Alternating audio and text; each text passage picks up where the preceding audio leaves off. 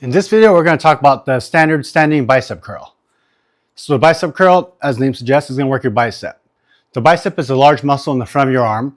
It attaches in your forearm and runs up the front of your arm to attach into your shoulder. So the function of bicep is elbow flexion. What elbow flexion is just bending your arm at the elbow. So your bicep runs along here, and when it flexes, it contracts and pulls your forearm around your elbow joint. So the foundational exercise that everyone does for your biceps will be curls. So this video, let's talk about curls. So as I mentioned before, the function of bicep is elbow flexion, which is bending your arm.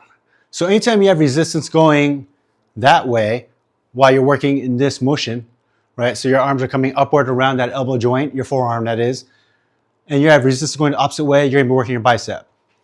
So what that means is if you don't have any free weights, you could do this with anything that puts weight in your hand, right? If you have a jug of water, milk jugs, shopping bags full of heavy objects, backpacks, any of those things will work, right, to work your bicep as long as you have the resistance going in the right direction and your motion going in the right direction. Now, I personally prefer dumbbells because that's what I have. I don't have barbells, and if I don't need a barbell, then I don't really want to buy one. So what dumbbells really lets you do, though, is that it lets you work each arm independently.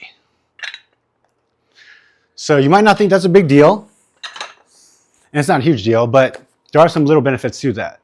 One, I know exactly how much work each arm is doing. If you have a single bar that you're doing, then one arm that's stronger than the other arm might be compensating and doing a little bit more of the work. All right, if I have two weights in each hand, I know exactly how much weight each arm is doing and how many reps I'm getting in. Additionally, having dumbbells just lets each hand move fully independently on its preferred path of travel. Whereas if you have a barbell, your hands are set in one path to travel, and it might not be ideal to how your arm wants to move. Now, that's not a big deal at all. Right? A lot of people have built big arms doing barbell curls. So barbell curl is a great exercise. I just have a personal preference for dumbbells. There are some small benefits to it. Now, you can do it, right, both at once, which is what I prefer. You can do them one at a time as well, right? There's nothing wrong with that. Doing them both at once just helps me bang out my sets a little bit quicker. If you do them one arm at a time, which is unilaterally, you could shift your body slightly over a little bit and get that straight, more vertical path to travel as well, versus being angled out a little bit if you do them bilaterally. So unilaterally, get that little bit of a tilt. You don't need to, but it doesn't hurt, right? Bilaterally, right? Less time because obviously you're doing them both at once. In addition, you don't get any rest. So you have a bit more time under tension. Whereas if you're doing them unilaterally, right, while your right is going, your left is resting.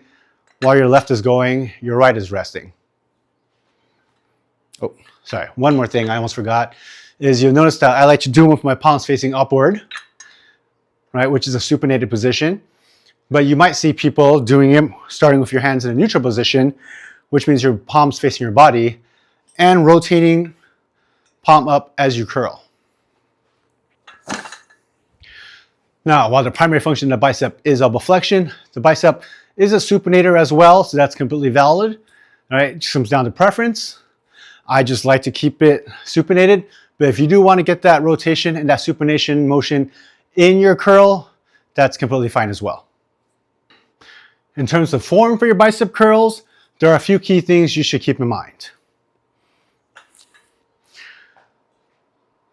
What you want to do is you want to keep your body set and you have to have minimum movement in your elbow.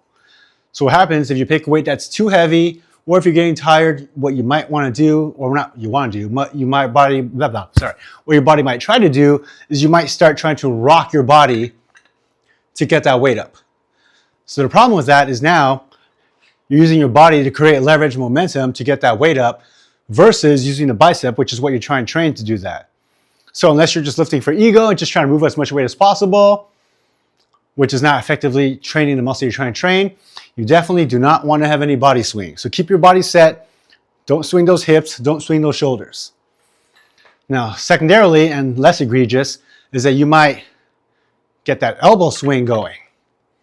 So what you're doing is the same thing, except instead of using your body to create that momentum, now you're using that anterior delt, you're getting that momentum started, right, to help you get that weight up. But the principle is still the same, right? You're getting that swing, and that's creating momentum, which is taking some of the work away from the bicep. So you're moving really more weight than your bicep really can. So try to minimize your elbow swing. Now, you don't need to be an absolute robot. If your elbow moves forward a little bit, that's natural and that's okay.